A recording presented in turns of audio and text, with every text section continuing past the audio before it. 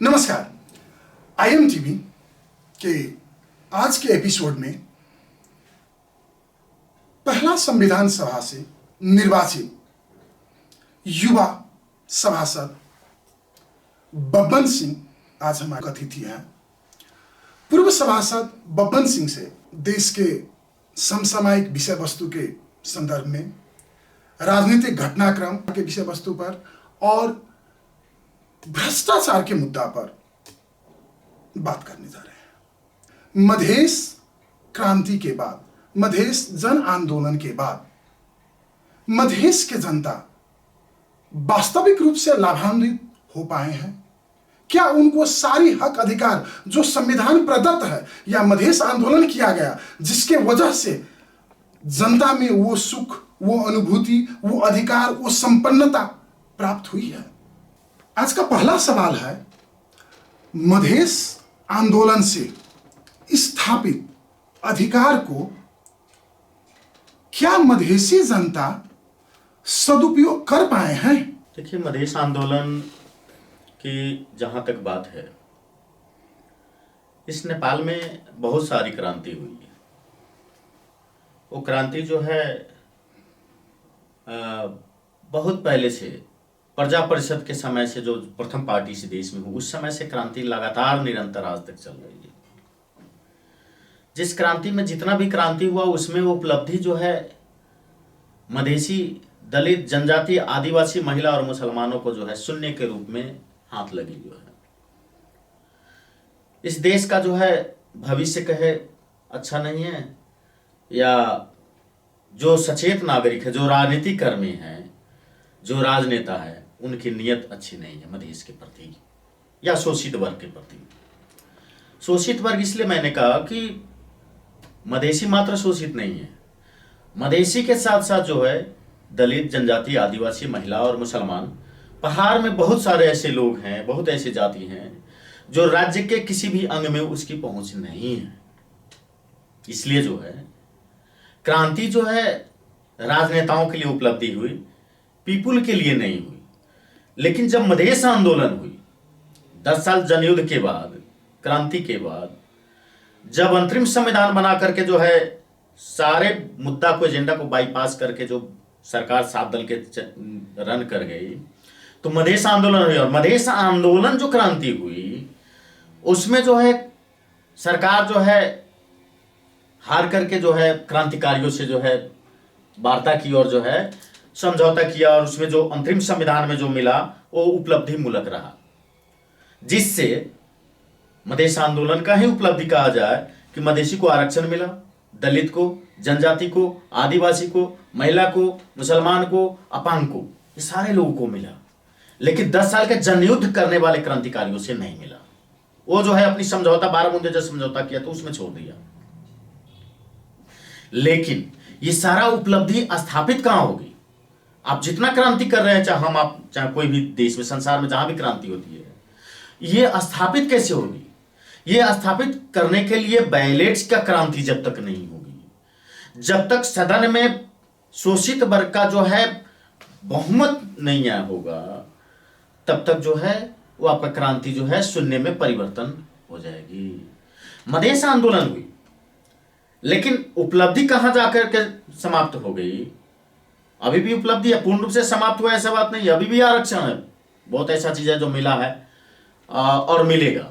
लेकिन वो उपलब्धि कहां जाकर के जो है समाप्त होने कगार पे पहुंच गई कि जब मधेश आंदोलन हुआ, वार्ता हुआ और अंतरिम संविधान संशोधन हुआ, उसके बाद निर्वाचन हुआ। निर्वाचन से पहले जो है मधेश आंदोलन और निर्वाचन के बीच में ये शासक द्वारा व्यापक प्रोपगंडा फैलाया गया। उस समय दलित को उकसाया गया कि तुम तो मधेसी नहीं हो, मधेसी के साथ आंदोलन क्यों कर रहे हो, तुम अलग हो मधेश आंदोलन से। मुसलमान को उकसाया गया, तुम तो मुस्लिम हो, तुम जो है मधेसी के साथ क्यों हो, तुम अलग हो जाओ। थारू को उकसाया गया, तुम तो जनजाति हो, तुम जो है क्यों उसके पीछे हो। ये विभिन्न तरीका से जो है शोषित वर्ग को कमजोर करने का शासक ने फॉर्मूला अपनाया।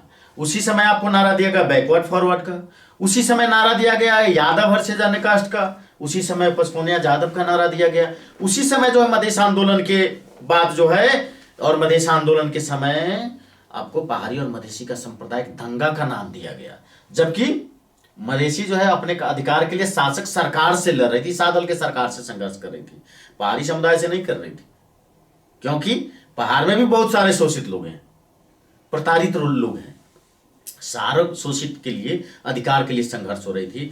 लेकिन क्या है कि अभी जो है 10 साल जन युद्ध के बाद ये मधेश आंदोलन हुआ, अभी जनता के पास उतना एजुकेशन और शिक्षा नहीं है, जिसका परिणाम यह हुआ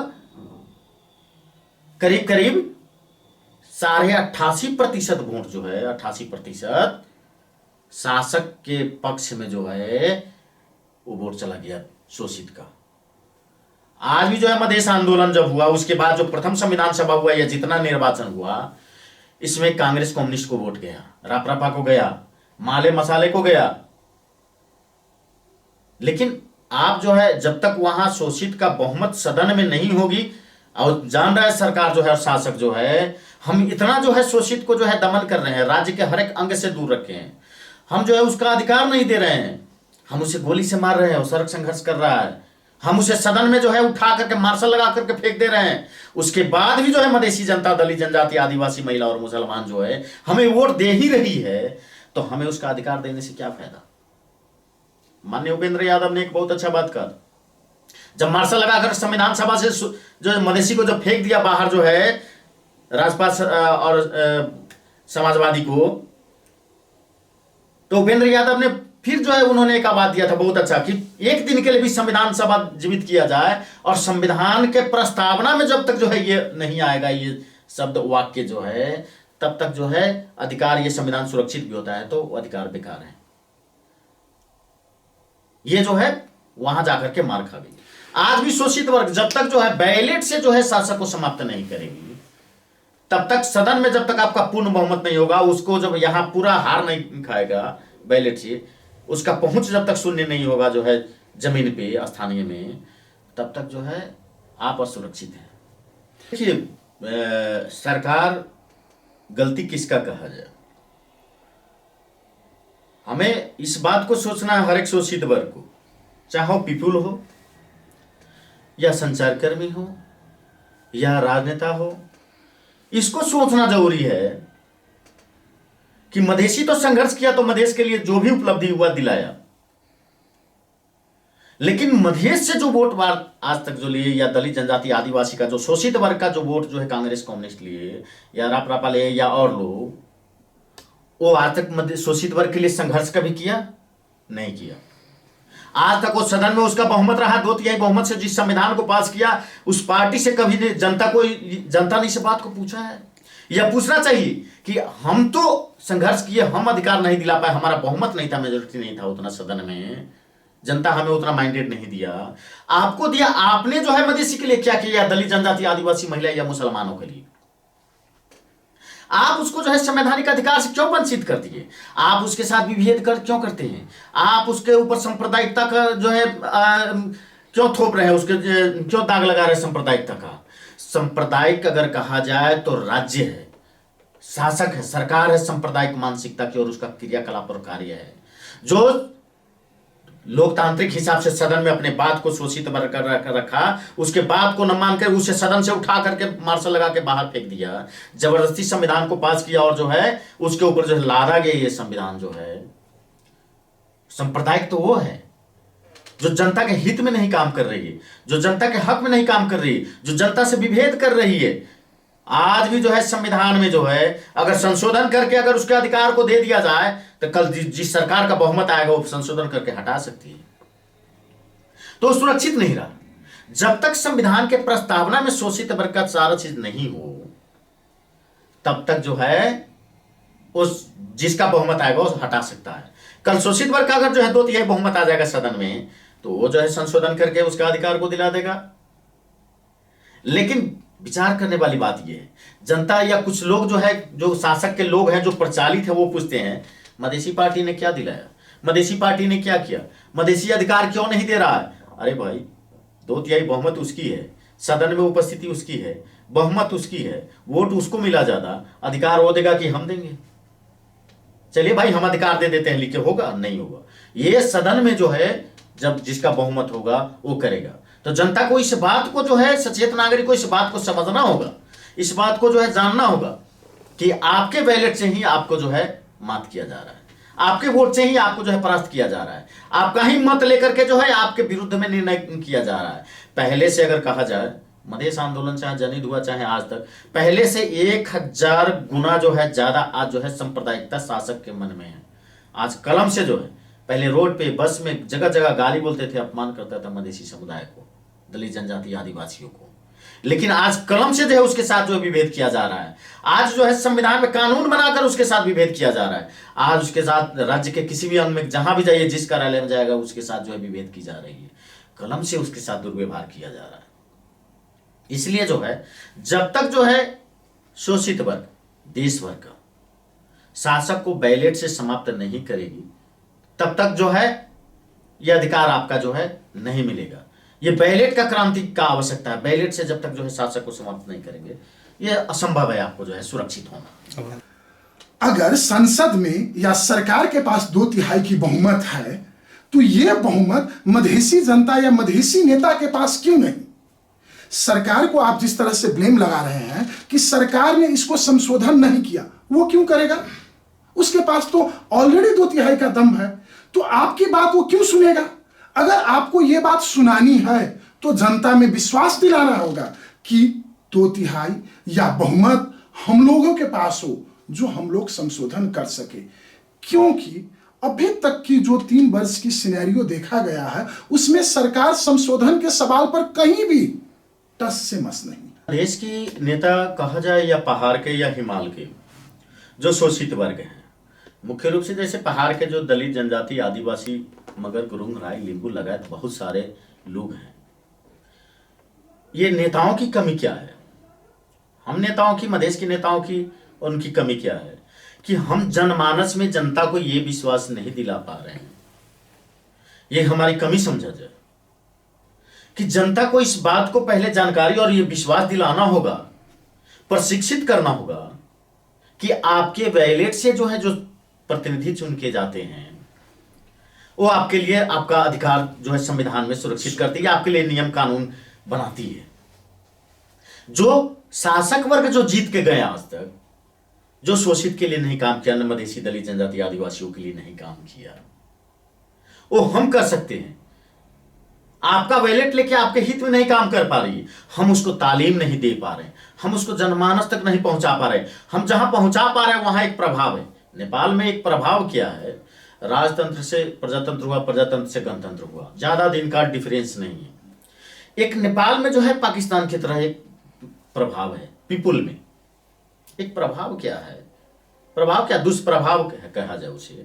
दुष्प्रभाव क्या है कि नेता, किस नेता का जो है पुलिस में पहुंच हो सकती है, किस नेता से जो है सीडीओ में पहुंच हो सकती है, न्यायपालिका में पहुंच हो सकती है। हमें कौन जो है जाकर हमारा थाना में पैरवी कर सकता है, हमें गलत काम करने के बाद भी छोड़ा सकता है, हमारा थाना में वर्चस्व हो सकता है। तो एक प्रभाव जो है धीरे धीरे इस देश में जो है देखा जा रहा है, पाकिस्तानी फोर्स और मिलिट्री की तरह यहां भी, जो अप्रत्यक्ष रूप से नेपाल में एक पुलिस जो है भी राजनीति कर रही है, जो पार्टी और नेताओं के वर्चस्व स्थापित कराती है। ये प्रभाव है, पुलिसिया प्रभाव जिसे कहते हैं। तो ये प्रभाव जनता में, जनमानस में क्यों है, उसका कारण भी क्या है कि जनता ये नहीं समझ पा रही है कि ये उसका अगर राइट है उससे ज्यादा हमारा राइट है। लोकतंत्र में बहुत सारा राइट होता है जो है, हम आवाज उठा सकते हैं, हम सड़क संघर्ष कर सकते हैं, हम सदन में संघर्ष कर सकते हैं। हमारा सदन में अगर मजबूत हो तो जो है हमें जो है वहां गलत पैरवी नहीं करना पड़ेगा। ये प्रभाव है, पुलिसिया प्रभाव, जिसके कारण भी एक बहुत सारा प्रभाव है। दूसरा है गरीबी। जो पैसे वाला अगर कोई भी है, चाहे वो आपके लिए जितना हित कर रहा है, जो है देश में जनता के हित में काम कर रहा है, वो पैसे वाला लीडर है, पैसा लेके आया खूब खरीद बिक्री करेगा, एक उसका प्रभाव है। जिसका कारण है पावर और पैसे का प्रभाव के कारण जो है, जो शोषित वर्ग के लिए जो पार्टी लड़ रही है वो मधेश की, वो जो है उसका प्रभाव जो है नहीं हो पा रहा है। ये एक बहुत बड़ा जो है फैक्टर है। लेकिन इसके बावजूद भी हम ये बार बार जनता से आग्रह करेंगे कि कांग्रेस कम्युनिस्ट या जो भी पार्टी शासक का जिसका 2/3 बहुमत है या जो संविधान सभा में बहुमत था, वो जो है आपका अधिकार क्यों नहीं दिया? ये तो आपके लिए आवाज उठाया, मधेसी दल ने संघर्ष किया है, जो है शोषित वर्ग के नेता जो है हम लोगों ने। लेकिन कांग्रेस कम्युनिस्ट जो रापरापा जो संविधान जिस संविधान सभा से जिस संविधान को पास किया है, वो आपका अधिकार क्यों नहीं दिया? यह आपने कभी चिंतन मनन किया है? जब तक उससे अपना अधिकार नहीं खोजेंगे, जब तक उसको अगर आपका अधिकार नहीं दिया, वो वंचित किया है, इतना शहादत होने के बाद भी, इतना हत्या हिंसा होने के बाद भी, इतना क्रांति होने के बाद भी नहीं दिया, तो क्या आपको लगता है कि बैलेट से उसको जो है आपके बाद से आंदोलन मात्र करने से होगा? नहीं होगा। इसके लिए आपके पास ही जो है हर एक जनता के पास जो है अचूक रामबाण है, वो है बैलेट। आप बैलेट से उसको समाप्त कर सकते हैं। अगर बैलेट से अगर समाप्त कर दीजिएगा तो 2 मिनट में शासक अधिकार दे देगा। या दूसरा, उससे कम प्रभाव का एक और फॉर्मूला है, अगर जनता जो राजनीति करने वाला व्यक्ति जो कांग्रेस और कम्युनिस्ट में है, शोषित वर्ग के लोग, वो पार्टी से इस्तीफा दे कि आप हमारा अधिकार तो दे सकते हैं। मधेसी दल के नेता मधेसी पार्टी का अधिकार नहीं दिए, मधेसी जनता का हमारा अधिकार तो संविधान में दे सकते हैं, वो आप क्यों नहीं दे रहे हैं? आप वो तो हमारा अधिकार दे सकते हैं, दीजिए, नहीं तो हम इस पार्टी को छोड़ सकते हैं। अगर इस पर जो है विद्रोह हो, अगर उसके साथ अगर वो पार्टी में रहने वाला लोग अगर मांग करे, संघर्ष करे पार्टी के अंदर में, तो संविधान संशोधन भी हो सकता है, अधिकार सुरक्षित भी हो सकता है। लेकिन ये जो है जाकर गुलामी कर रहे हैं, वहां जाकर समर्पित हो गए हैं। हम मधेसी दल को वहां दाबने के लिए मात्र हम हैं वहां, इसके लिए प्रयोग किया जा रहा है, उसे अस्त्र के रूप में प्रयोग किया जा रहा है। ये विभिन्न सारा कारण है जो शोषित वर्ग को जो है परास्त होना, और आज जो है मधेसी दल या पार्टी का जो है मनोबल जो है डाउन होना, ये कारण है। आज भी जो है आवश्यक है हर जगह चेतनामूलक कार्यक्रम, हर जगह सचेत कराना नागरिक को, हर जगह बताना। मधेसी दल आपको जो दिलाया, वो जिसके पास 2/3 बहुमत है, जिसके पास बहुमत था संविधान सभा, जिसने संविधान से पास किया संविधान सभा से, वो क्यों नहीं आपके लिए अधिकार दिया? वो आपका अधिकार सुरक्षित क्यों नहीं किया? वो आपके साथ विभेद के विरुद्ध में क्यों नहीं बोल रहा? वो आपके साथ आपके लिए संघर्ष क्यों नहीं कर रहा? ये तो उससे पूछना जरूरी है। जब तक उससे प्रश्न नहीं होगा, तब तक जो है वो आपके विरुद्ध में काम करते रहेगा। संघीयता का मॉडल नेपाल जैसे राष्ट्र के लिए कितना सांदर्भिक है? देखिए, संघीयता इस देश में अपाच्य है। शासक के लिए संघीयता आवश्यक है, लेकिन संघीयता का जो मॉडल और सीमांकन जो किया गया है वो गलत है। जो शोषित वर्ग के हिसाब से उसका न सीमांकन किया गया है, न संघीयता का मॉडल है। ये संघीयता समाप्त करने के लिए ही जो है इस तरह का मॉडल लाया गया है। इसके विरुद्ध में जनता हो, इसके से जनता हो तो शादी हो, इसके विरुद्ध में जनता उतरे और ये संघीयता समाप्त करने के लिए जनता बोले और संघीयता मैं आसानी से समाप्त कर दूं। इसलिए प्रेसिडेंशियल सिस्टम जो है स्थानीय को दिया गया, संपूर्ण अधिकार मेयर में निहित किया गया, स्थानीय सरकार बनाया गया और उसको जो है प्रदेश को बाईपास करके अपने हाथ में रखा गया। आज भी जो है संघीयता इस हिसाब का हास्यास्पद संघीयता इसको कहते हैं। ये संघीयता को मजाक के रूप में जो है बना दिया जो है शासक ने।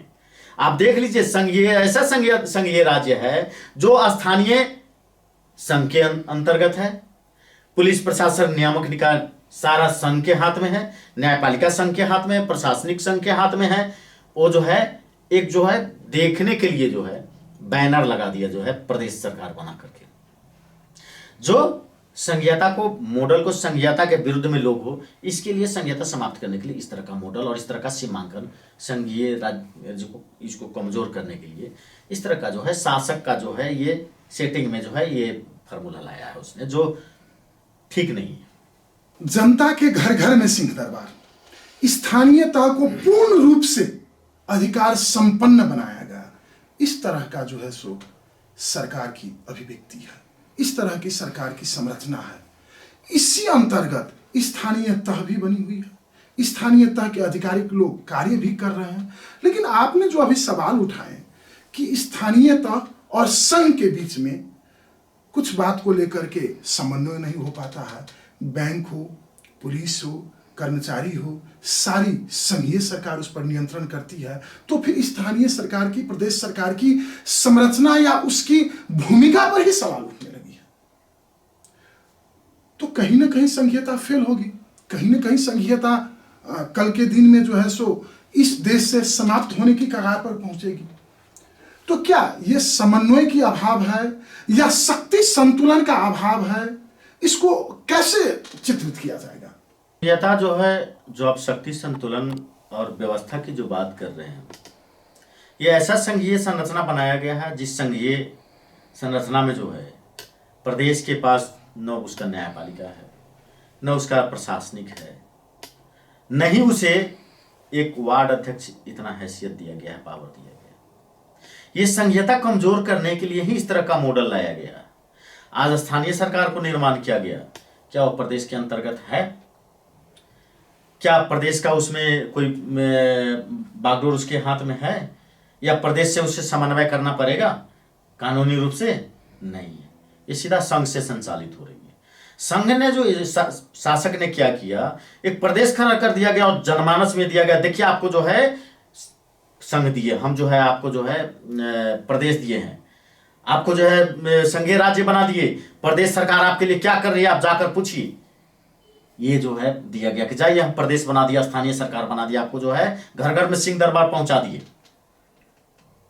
लेकिन इसको इस हिसाब से बनाया गया है कि ये फेलियर हो जाए, इसके प्रति जनता में आक्रोश और विरोध में जाए और इसको जनता ही कहे कि समाप्त कर दो और मैं आसानी से समाप्त कर दूं। इसलिए शासक का शिकार ये संघीयता हुआ है, शासक का शिकार हुआ है संघीयता, इसलिए इस तरह का मॉडल बनाया गया है। सीमांकन भी गलत है, और जो स्थानीय सरकार जो बनाया गया है उसको प्रदेश के अंतर्गत रखना चाहिए था। प्रदेश का न्यायपालिका होना चाहिए, प्रदेश के हाथ में प्रशासन होना चाहिए, प्रदेश का अपना सारा सेना प्रहरी होना चाहिए, तब न संघीयता जो है वो जो है संचालन कर पाएगा, लागू कर पाएगा, उसका वो अपना कानून बना के संचालन कर सकता है। लेकिन सब संघ रखे हुए अपने हाथ में।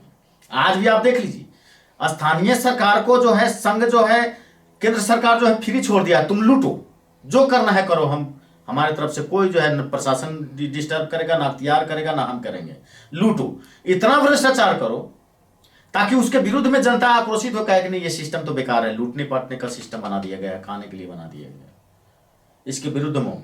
इसलिए शासक के षड्यंत्र का जो है एक बहुत बड़ा खेल है, जनता को इस बात को समझना पड़ेगा, जो स्थानीय में राजनीति कर रहे हैं उसको इस बात को समझना पड़ेगा। आप समय में सचेत हों, पारदर्शी काम करे, अच्छा काम करे, जनता के हित में काम करे, सार्वजनिक हित के लिए काम करे, ये आवश्यक है।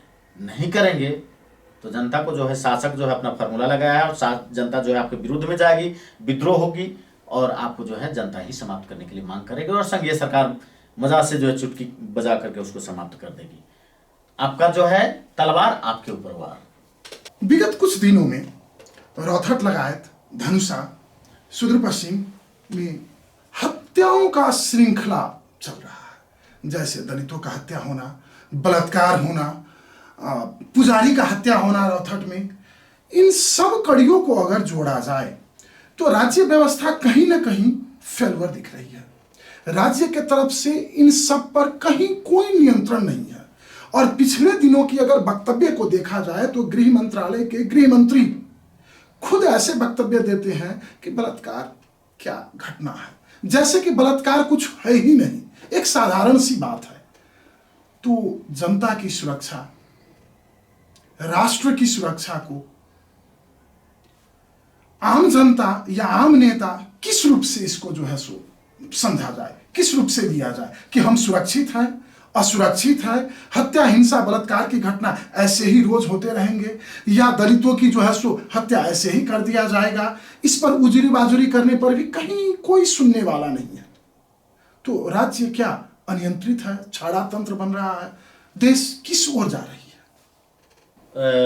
हत्या, बलात्कार, हिंसा, ये सारी बहुत सारी जो जघन्य अपराध है, ये भी शासक का ही खेल है।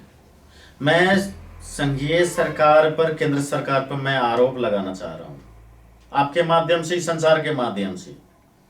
ये शासक का षड्यंत्र है कि प्रदेश सरकार बदनाम हो। प्रदेश के हाथ में पुलिस प्रशासन न्यायपालिका है ही नहीं, तो वो नियंत्रण कैसे करेगी? क्या मुख्यमंत्री, प्रदेश के मंत्री, प्रदेश के विधायक आकर के लाठी चलावे जांच करें? क्या उसके जांच को मान्यता देगी अदालत या प्रदेश केंद्र सरकार? नहीं देगी। ये जो है प्रदेश को जो है और मधेश को बदनाम करने के लिए शासक द्वारा षड्यंत्र करके जो है सुनियोजित तरीके से इस तरह का अपराध करवाया जा रहा हूं है। मैं इसलिए आरोप लगाना चाह रहा हूं कि आज देख लीजिए, एक सुशांत सिंह घटना का जो है छानबीन हुआ तो भारत का जो इंटेलिजेंस ब्यूरो जो है CIB से लेकर बहुत सारे संस्था काम करे, कितने इसमें अपराध निकल रहे हैं और सारे को जो है नियंत्रण में ले आ रहे हैं। और एक नेपाल प्रहरी जहां एक घटना होती है और पैसा लेकर के जो है उस घटना को दबाने के लिए जो है थाना के अंदर हत्या कर देती है। कहीं हत्या होता है और जो है उस हत्या को मोड़ देने के लिए, किसी को बचाने के लिए जो है या किसी को फंसाने के लिए उसका प्रयोग किया जाता है।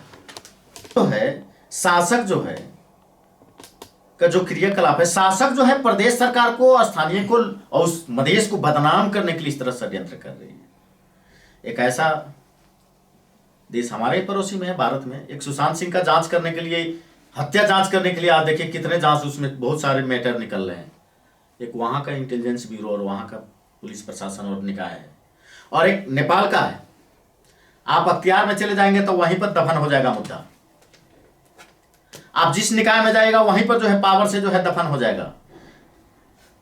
और एक नेपाल है जहां एक जांच होती है, जो पुलिस प्रशासन है, जो न्यायपालिका और शासन प्रशासन है, वो सब केंद्र के हाथ में, प्रदेश के हाथ में कुछ भी नहीं है। वो प्रदेश को जो है लोग कह रहे हैं कि प्रदेश सरकार है, क्यों नहीं ये बंद हो रहा, नियंत्रण हो रहा है। तो क्या विधायक जी, मुख्यमंत्री जी, मंत्री जी आकर के लाठी चलावे और नियंत्रण करें? क्या वो छानबीन करें? वो सामाजिक पहल कर सकते हैं, वो अपने विचार को रख सकते हैं, समाज को जो है वो सचेत कर सकते हैं कि अपराध की तरफ नहीं जाएं। लेकिन नियंत्रण करना, उसे कानून के दायरे में लाना पुलिस प्रशासन, केंद्र सरकार का कार्य है। जो केंद्र सरकार षड्यंत्र पूर्वक से जो है 2 नंबर प्रदेश को बदनाम करने में लगी है, ऐसा है जो है केंद्र सरकार, इस देश का जो है पुलिस प्रशासन, जो एक मुद्दा को, एक अपराध को दबाने के लिए जो है थाना में हत्या होती है, और थाना में जो हत्या होती है उसको भी जो है दबाने के लिए विभिन्न सारा षड्यंत्र करके जो है उसे बदनाम किया जाता है, लेकिन जांच नहीं हो पाती है।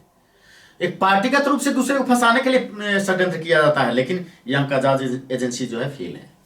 ये जो है एक कठपुतली के रूप में, एक रिमोट के रूप में जो है अभी काम कर रही है। सरकार का रिमोट यहाँ का नेपाल का प्रहरी अभी है, उस रूप में काम कर रही है। इसे जो है नेपाल का जो प्रहरी प्रशासन और पाकिस्तान का, दोनों का मैं तुलना एक ही करता हूँ, दोनों एक है, दोनों का क्रियाकलाप एक ही जैसा हो गया।